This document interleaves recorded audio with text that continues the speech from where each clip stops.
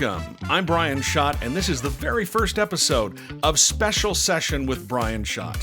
I'm the managing editor of Utah Political Watch. I'm an independent journalist who's been covering politics here in Utah for more than 25 years.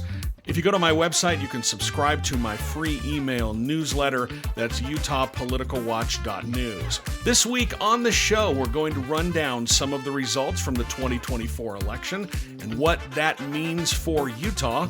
Plus, I'll chat with Senator-elect John Curtis, who won the race to fill Mitt Romney's seat in the U.S. Senate. Now that it's over, we'll chat about the race and what he plans to do in the Senate, specifically around cryptocurrency. That's coming up a little bit later in the show. Since this is a brand new show, and it might be the first time you're hearing me, you can subscribe to the program wherever you get your podcasts.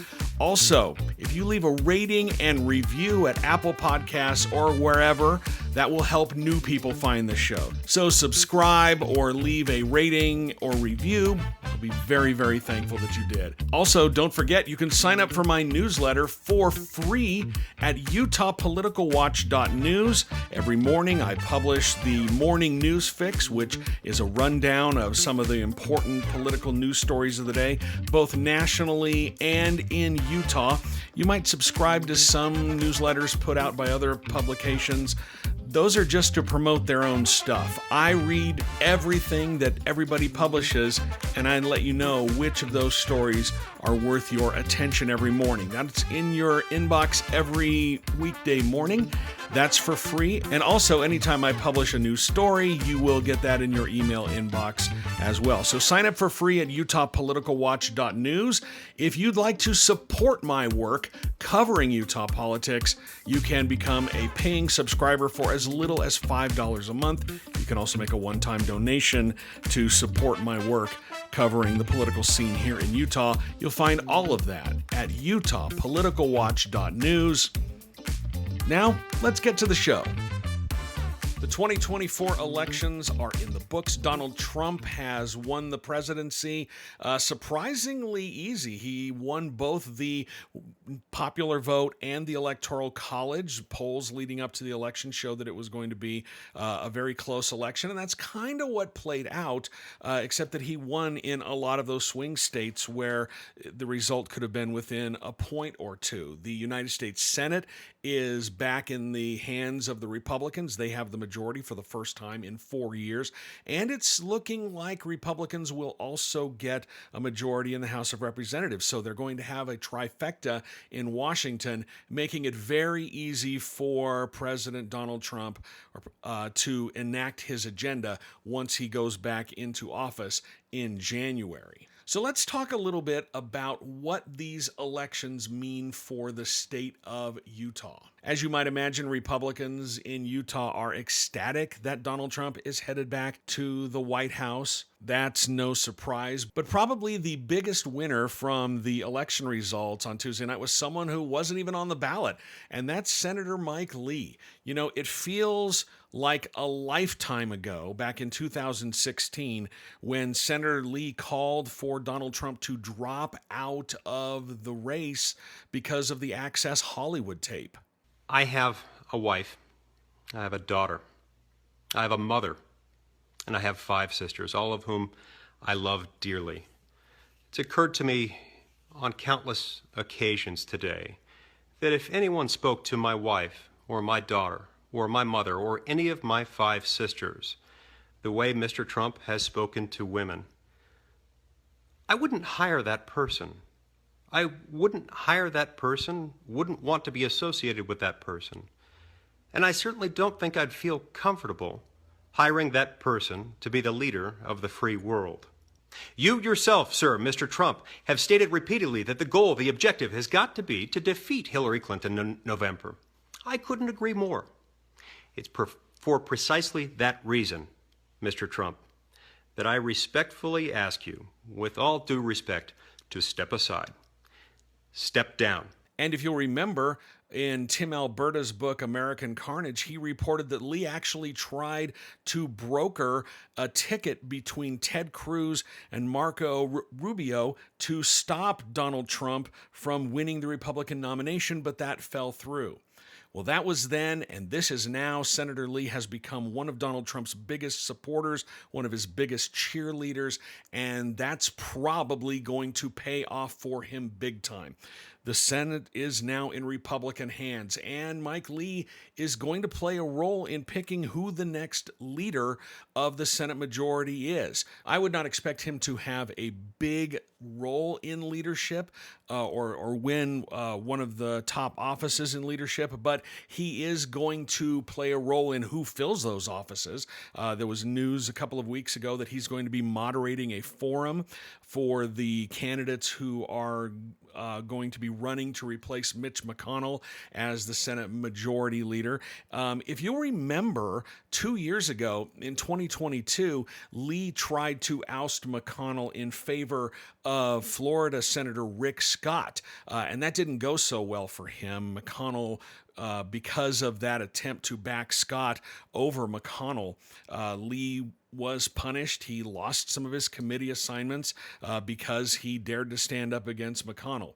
You know, now that I think about it, what is it with Senator Lee and attempting to oust someone from a leadership position, from an elected position, in favor of somebody that he likes?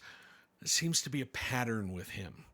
Anyway, it's 2 years later, and Senator Lee is going to be playing a very large role in who the next leader of the Senate is going to be, and that will probably translate into some plum committee assignments for him as well. He'll stay on the Judiciary Committee, which is the place that he loves to be. He loves to demagogue about the Supreme Court and flog his book, Saving Nine, every chance he gets, so that'll be another opportunity for that. But Lee will be a major player in the Senate, at least for the next 2 years until the next election.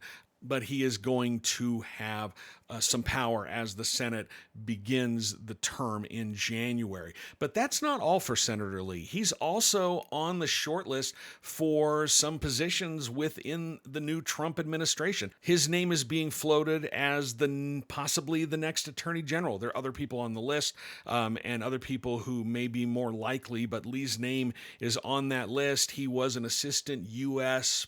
attorney before he got into politics, so he does have some background there. And if you remember, during the last Trump term, Lee's name was on a short list put forward by the Federalist Society of people who might be Supreme Court nominees. I think that's a bit of a long shot for Lee, simply because of his age. He's got the far right, the very conservative bona fides that the Federalist Society is looking for, but he's in his 50s, and the Federalist Society, they like to put young justices on the court so they stay there for a long time. And so I think that his age is one thing that's working against him. So I think that that's sort of a long shot for Lee to get a seat on the Supreme Court, even though that is something he really, really wants. But in the statewide races, Republicans dominated on Tuesday. Spencer Cox is going to win another term as governor. Derek Brown, the Republican, he's going to be attorney general, replacing Sean Reyes. Tina Cannon is going to be the new auditor, and Marlo Oaks wins a full term as the treasurer for the state of Utah. John Curtis, he won the race to replace Mitt Romney in the U.S. Senate, so he has a 6-year term ahead of him instead of running every 2 years. And so if you look at those statewide races, Republicans just continue their domination.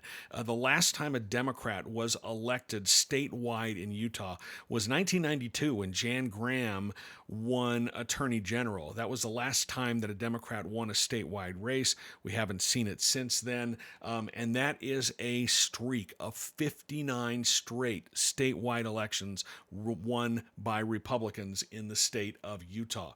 In Congress, the delegation remains solidly in Republican hands. All 4 of the seats in the U.S. House of Representatives have gone to Republican candidates. Blake Moore in the 1st Congressional District, he wins another term in office. Celeste Malloy in the 2nd District, she wins her first full term. You remember she took over for Chris Stewart, who retired in the middle of his term last year. Now she gets a full term in the U.S. House of Representatives. And Burgess Owens was reelected in the 4th Congressional district to his third term in office. The newcomer this year is State Senator Mike Kennedy. He makes the leap to Congress. He's replacing John Curtis, who I said earlier has gone to the Senate. Kennedy, if you'll remember, ran for the U.S. Senate seat that Mitt Romney won in 2018. Kennedy narrowly beat Romney at the GOP convention, but Romney then just dominated in the primary election.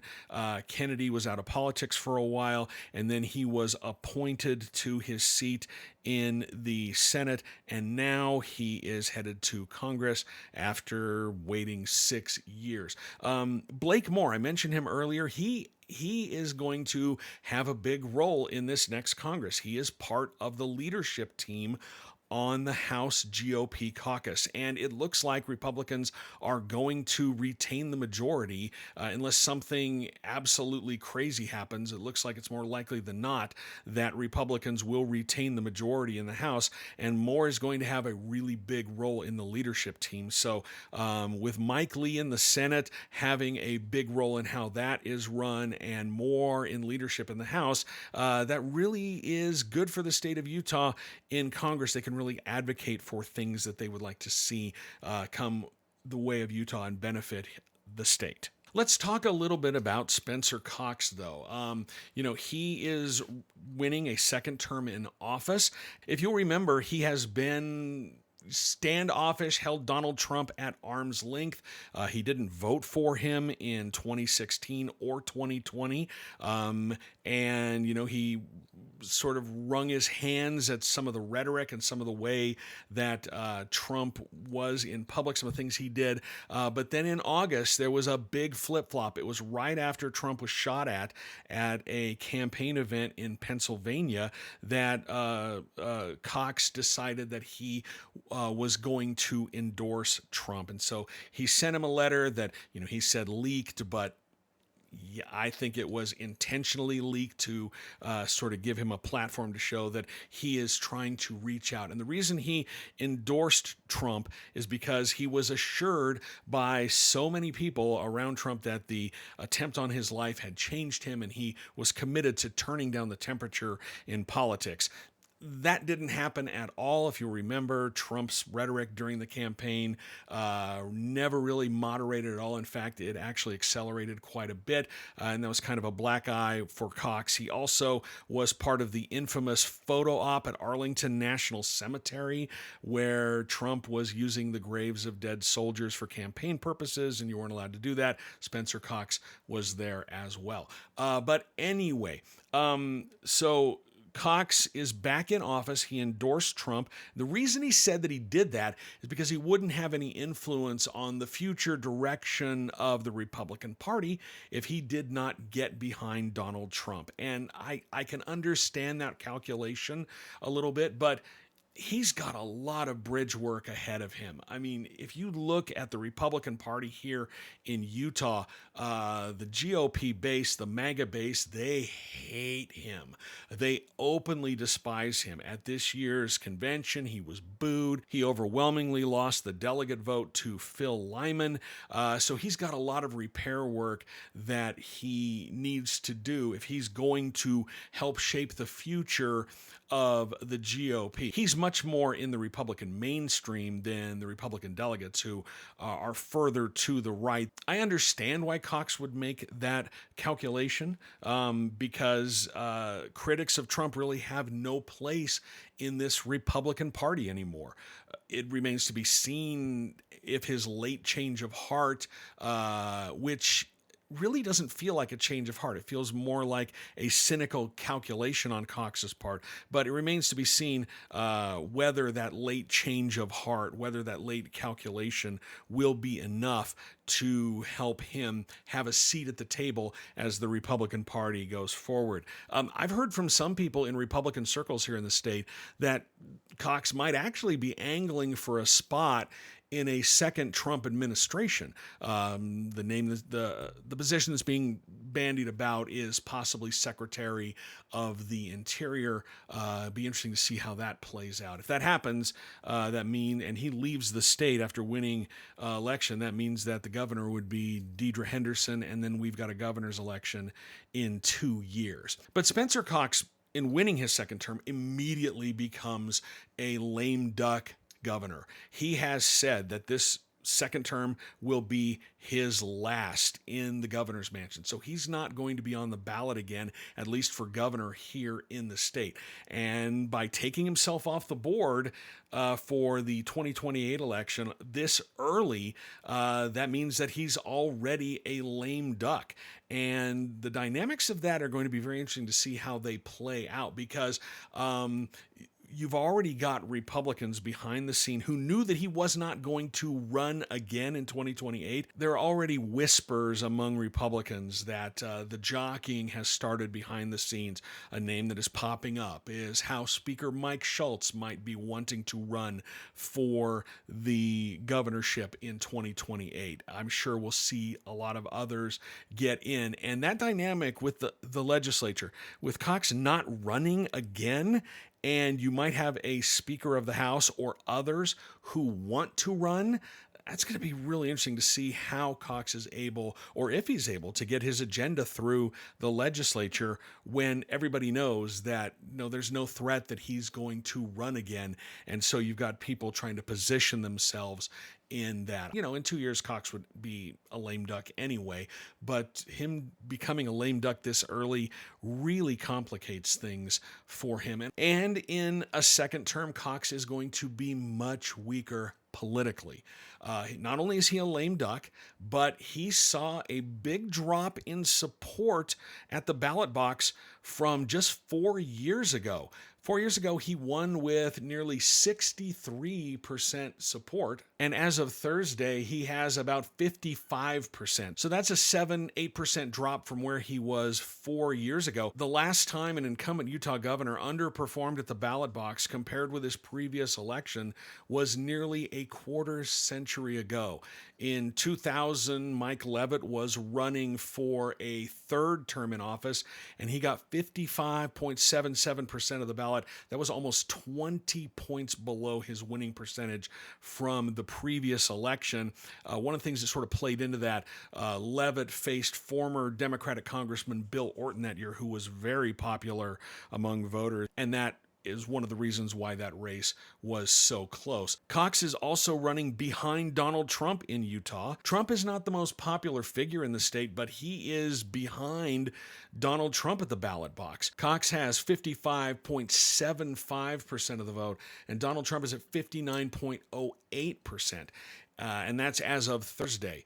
If those numbers hold, it would be the third time since 2000 that an incumbent governor ran behind the Republican presidential nominee. In 2012, Gary Herbert got a lower vote percentage in the state.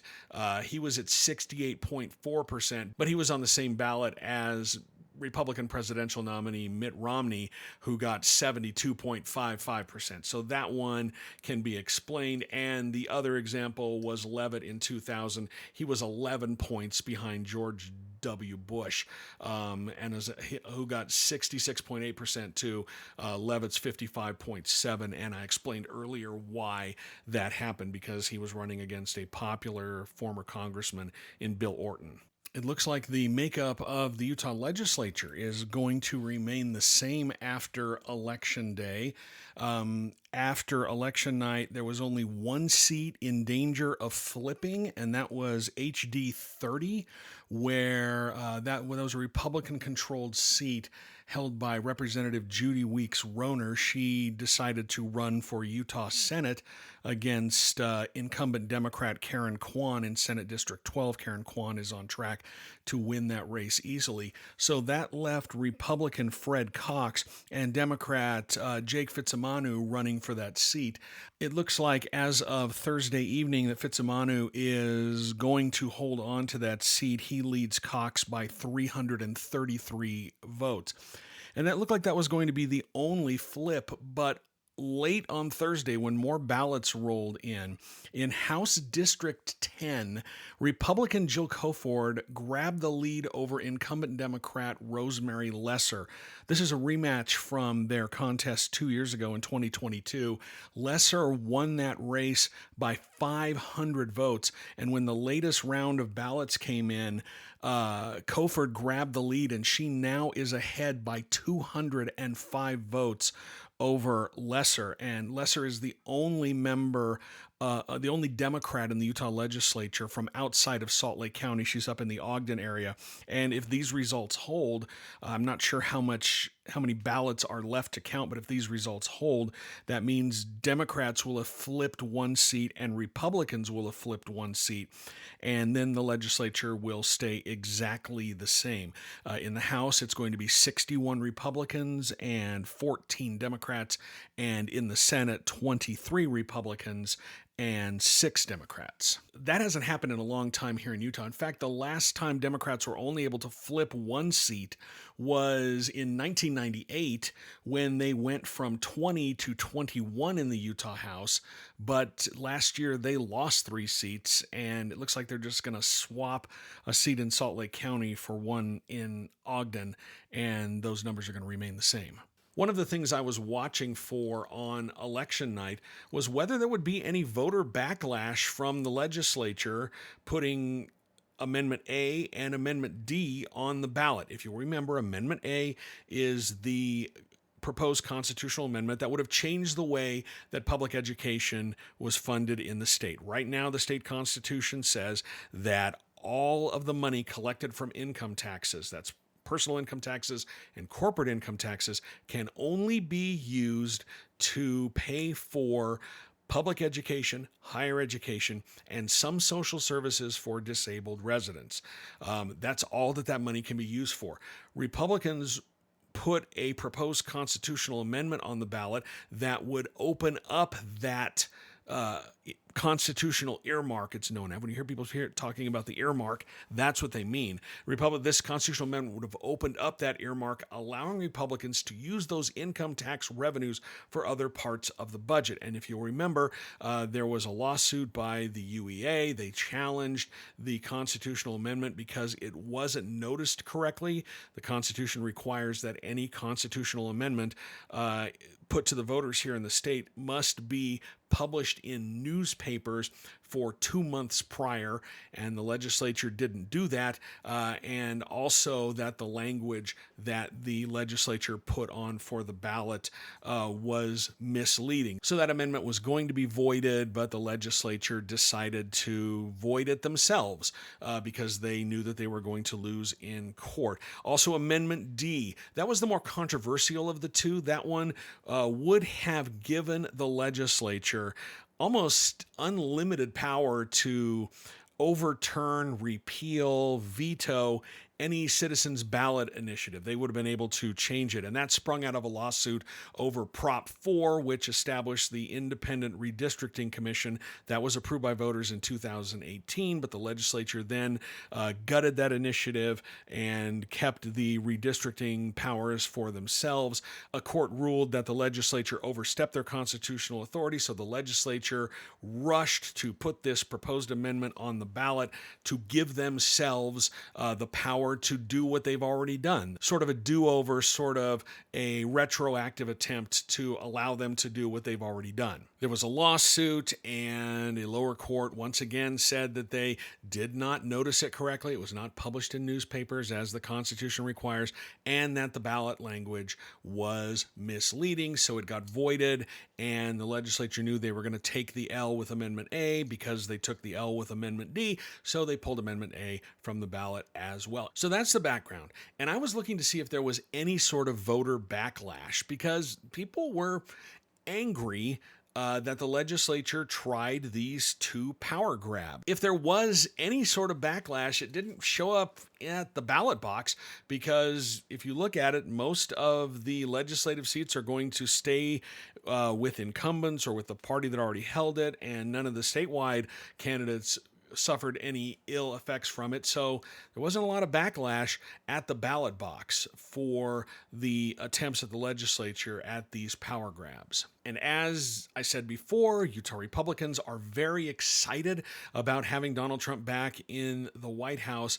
And part of the reason is because it's going to hypercharge the state's attempts to push back against what they call federal overreach by the federal government. It will either hypercharge it or just make it easier for the state to push back against the feds on a number of issues.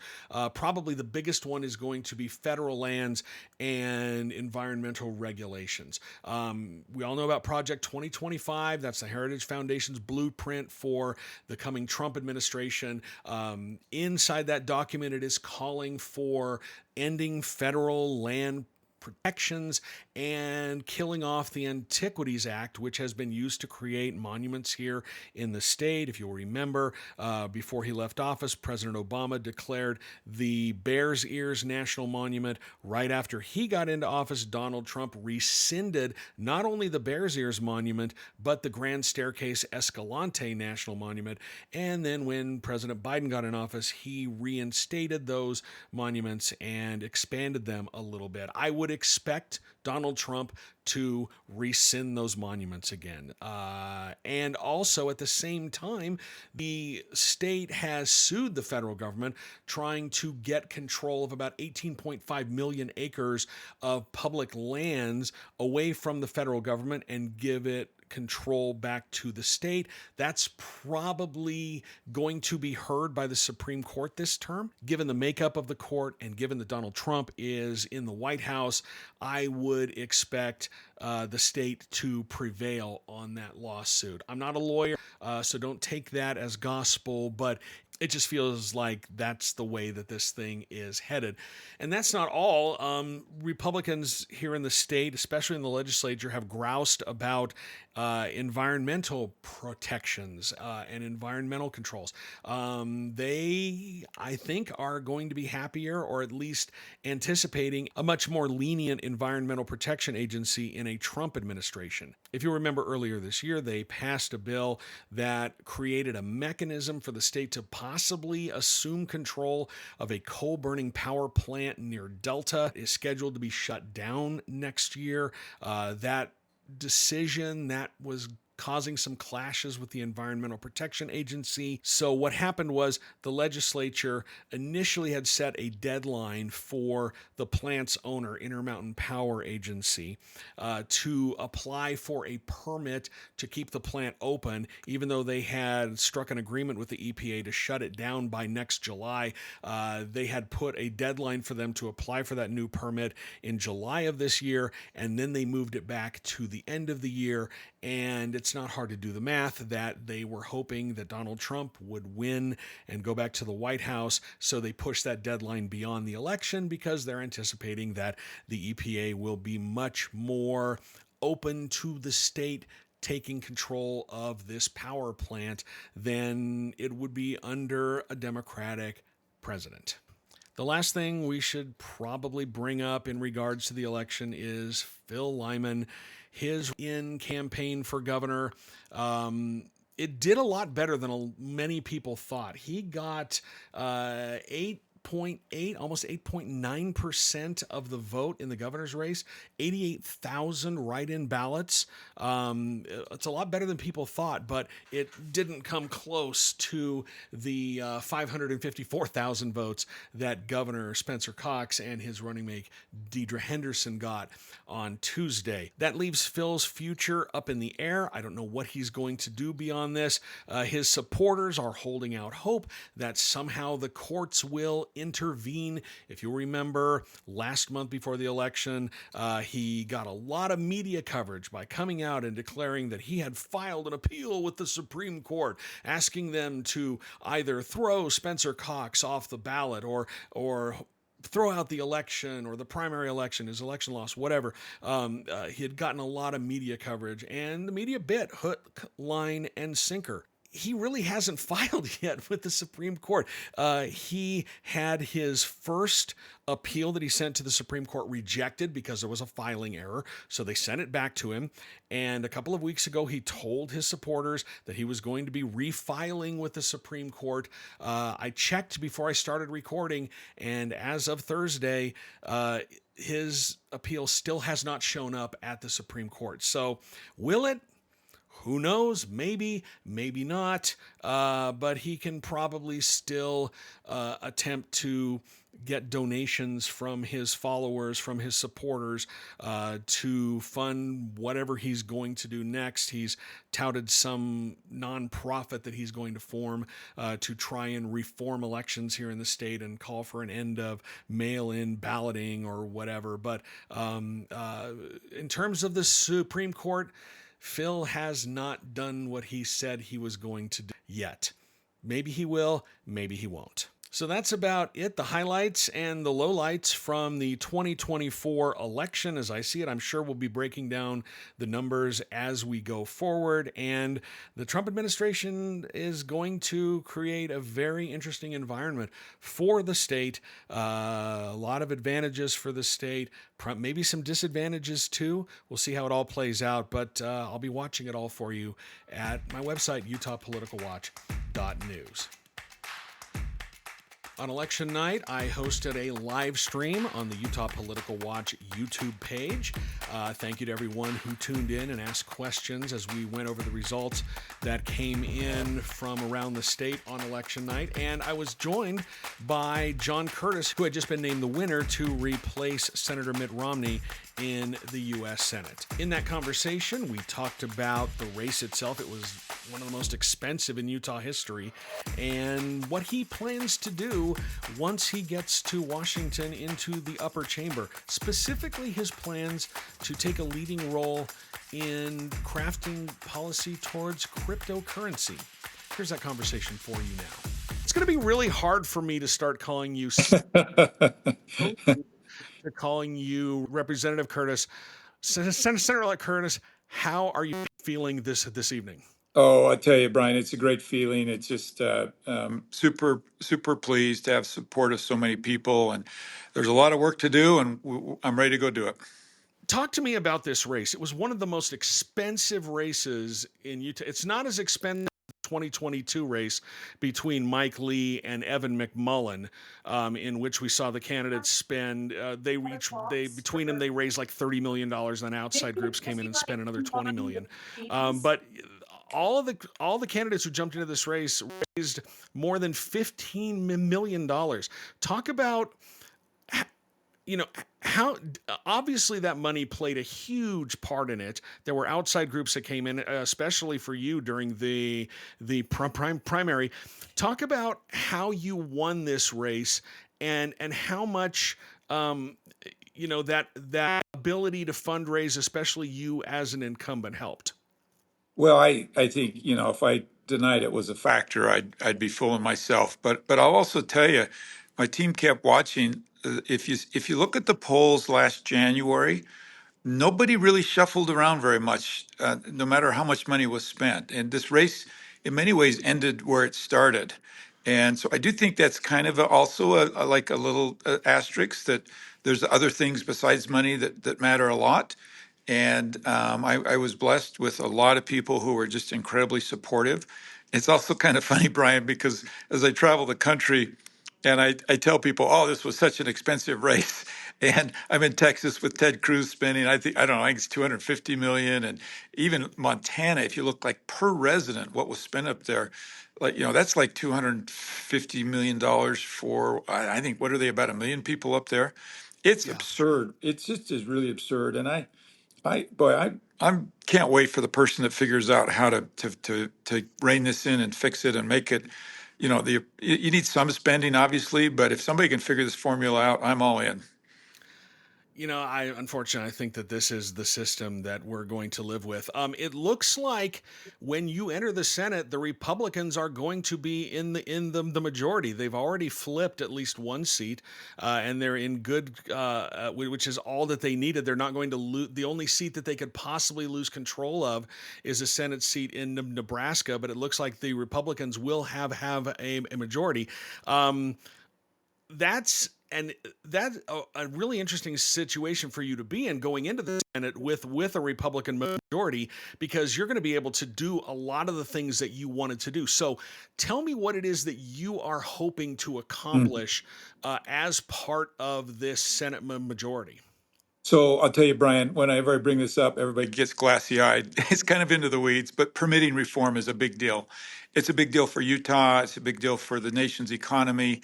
It's a big deal whether you like climate or don't like climate. It's really a big deal, and I've spent a lot of time on that in the House. So that's a big priority.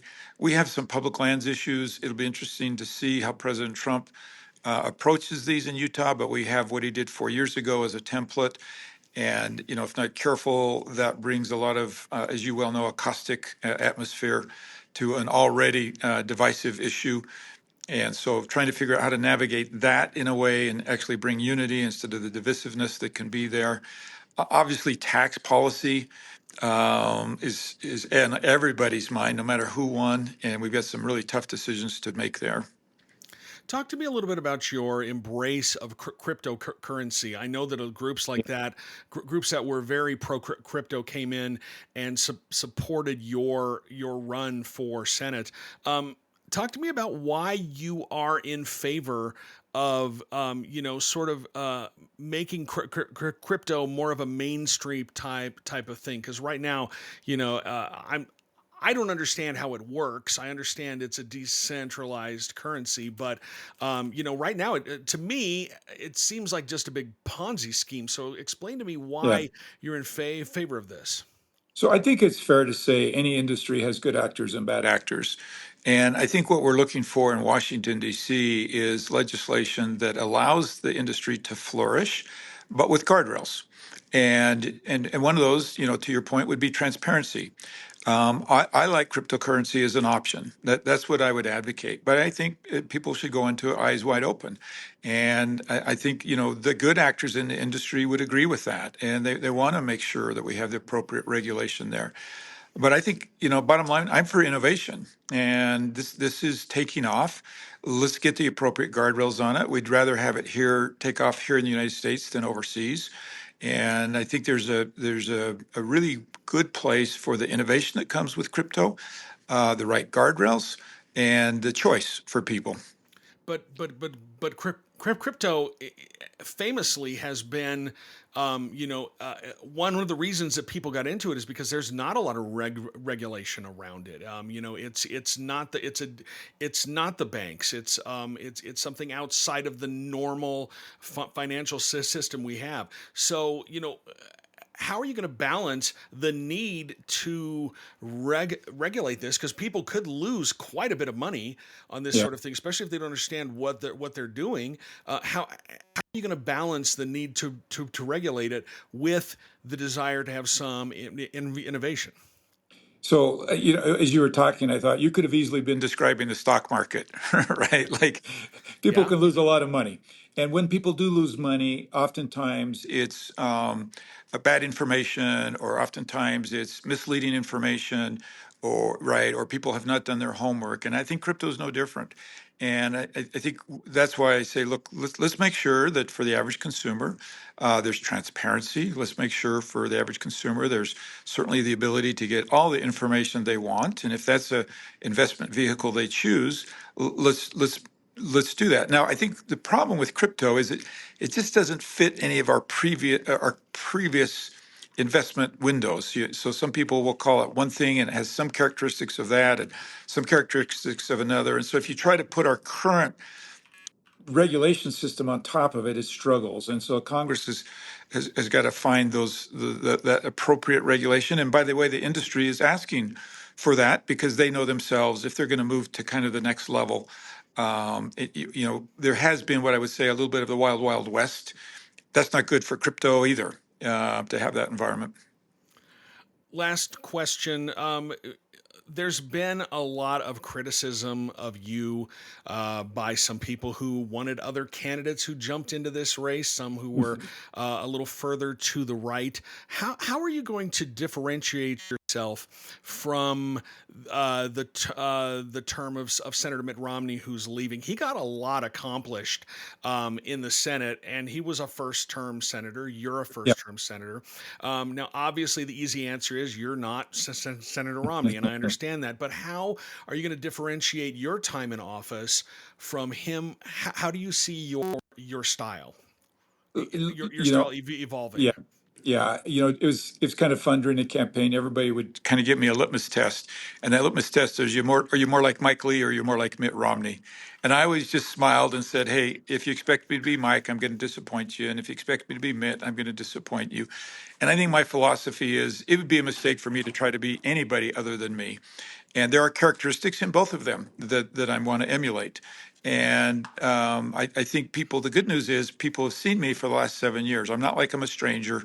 They can see, what my style is. They can see, what my area of emphasis is and how I work with people. And I think that's one of the reasons we prevailed and did so well in that primary.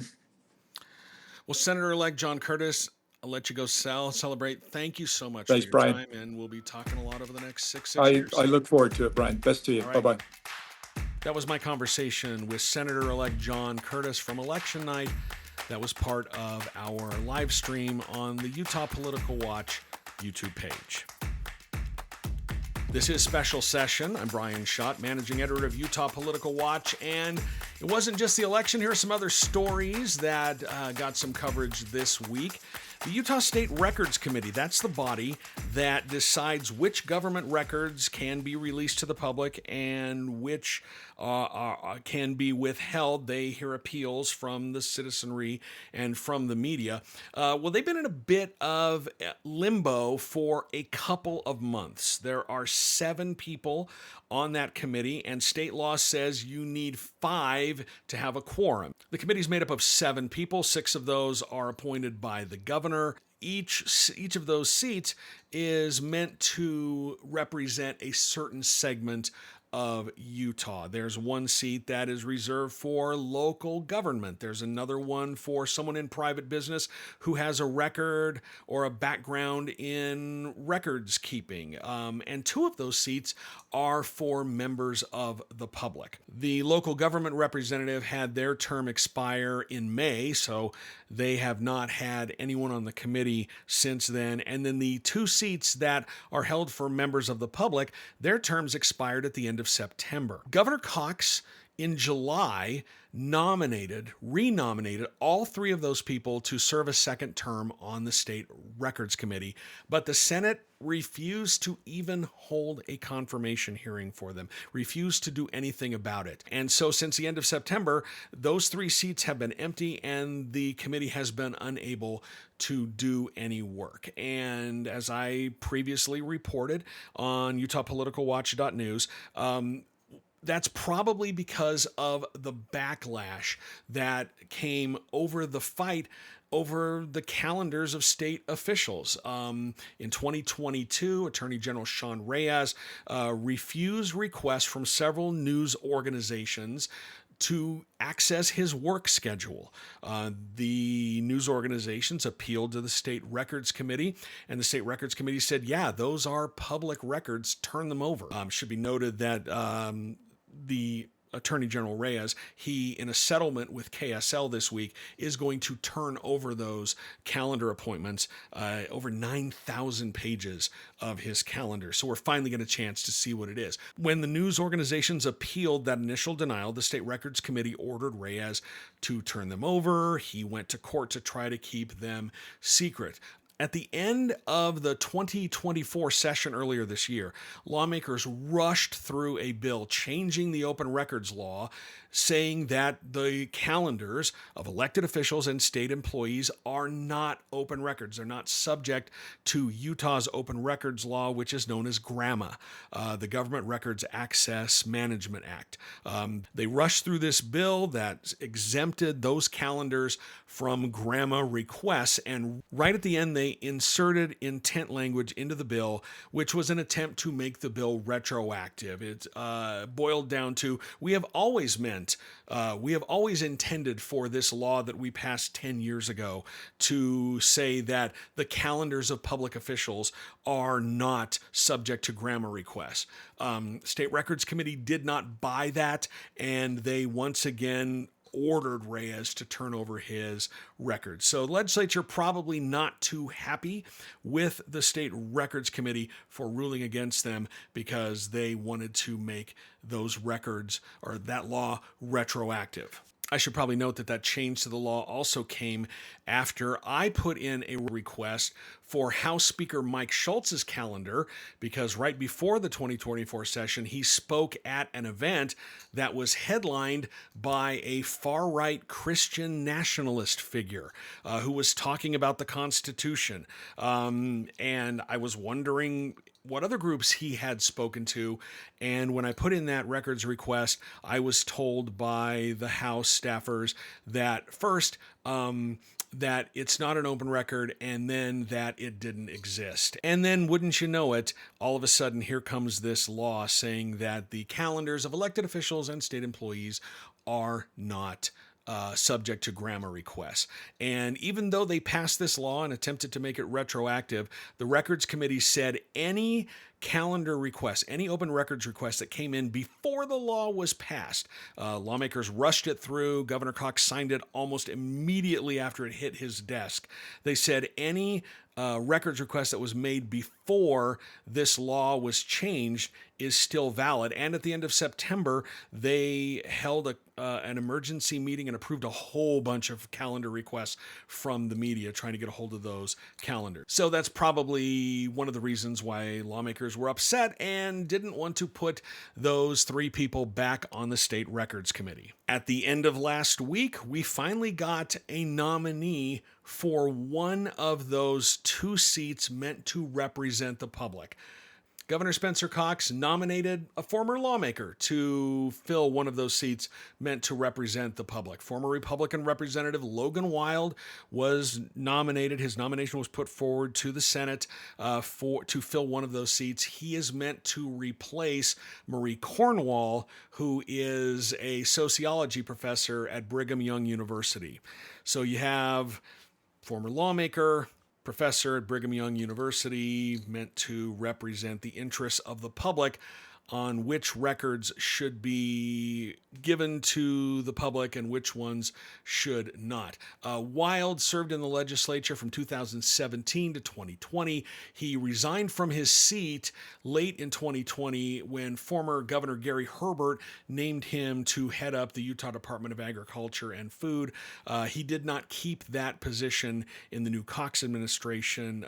He was not reappointed to that position when Governor Cox took office. After the rejection of the original nominees, you can bet that Wild's nomination is going to be approved, and so now Utah will have a former lawmaker sitting in one of 7 seats, making key decisions about which records from the government, the media, and the public can have access to, and which ones can remain a secret. And that will do it for this episode, the inaugural episode of Special Session with Brian Schott. Remember to subscribe if you already haven't in your favorite podcast app. If someone forwarded this to you, hit subscribe so you can get all of the new episodes downloaded immediately when they're released. Also, leave a rating and review. That will help more people find this show. That's the easiest way for a small independent publisher like me to get this program out to more people. So a rating and a review would be very helpful if you could do that. Don't forget to go to my website, utahpoliticalwatch.news, and you can sign up for my newsletter there for free. Every news story that I publish delivered directly to your email box. I promise that I don't overwhelm people. It's at most 2 per day. Every morning I send out a newsletter running down the top news stories of the day, both nationally and locally. That's in your inbox every weekday morning. And then on most days, you will get another email with one of my stories that I publish, I'm working on. And that is completely free. You can sign up for that at utahpoliticalwatch.news. If you want to become a supporter, and I understand not everybody can swing a subscription, not everyone can pay for a subscription. What, in this economy? A subscription in this economy? Not everyone can do that, but if you can, that will help support my work. That will allow me to continue doing this, doing more acts of journalism, doing more reporting on politics here in Utah. And you can do that for as little as $5 a month. If you are a subscriber, you will get access to subscriber-only articles. I've done a few of those. I will be doing more of those.